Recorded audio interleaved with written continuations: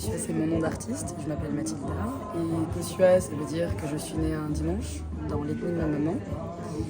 Et donc, j'ai voulu porter ce nom parce que je pense que mon côté créatif est beaucoup plus représentatif de cette identité-là. Je m'apparente plus à ça, je pense que ça me correspond plus. Et donc, en fait, derrière le travail de mes toiles, il y a vraiment cet aspect divinité, spiritualité, féminité. Je ne vois que des femmes.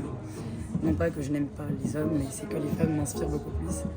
Et donc je représente des couleurs qui ne sont pas humaines. Donc ça va être des rouges, des jaunes, des verts flamboyants, parce que je peins des émotions, je peins des ressentis, je peins des auras. Je ne peins pas des êtres humains. C'est quoi une aura par exemple?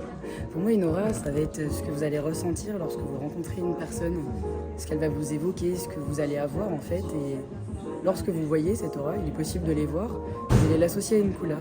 Du moins, moi, je l'associe à une couleur.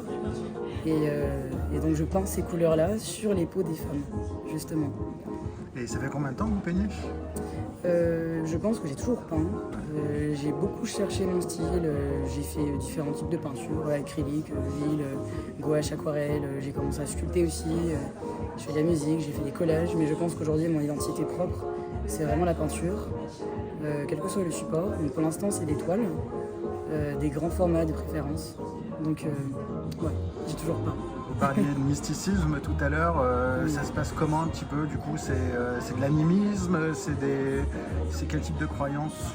Alors sur le côté mystique, je dirais qu'il y a un retour à mes origines.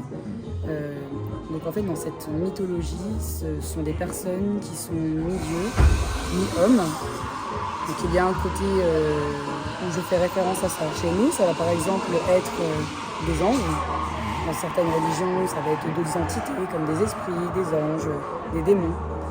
Et donc, en fait, ces entités qui ne sont pas humaines nous ressemblent quand même. En fait, par exemple, lorsqu'on va dessiner des personnages divins dans des ouvrages bibliques ou autres, on va les représenter d'une certaine manière.